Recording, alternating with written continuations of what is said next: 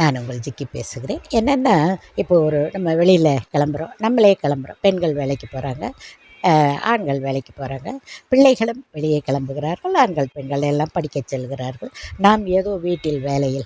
நான் காலையிலே இதை பற்றி பேசணும்னு இருந்தேன் உங்ககிட்ட. காலையில் எல்லாம் ஸ்கூலுக்கு இல்லை வேலைக்கு அனுப்பிச்சிட்ருப்பீங்க, பெண்கள் வீட்டில் இருக்கும் பெண்கள் எல்லாம். ஆண்கள் கூட சில பேர்கள் வீட்டில் இருந்தே தொழில் செய்கிறார்கள், அவர்களுக்கும் சேர்த்துத்தான் சொல்லுகிறேன்.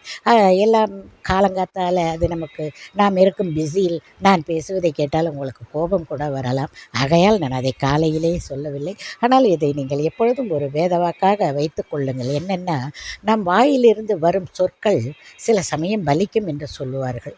அதை நானும் பார்த்திருக்கிறேன். அது அனுபவத்தில் அது சில விஷயங்களை நானும் பார்த்திருக்கிறேன்.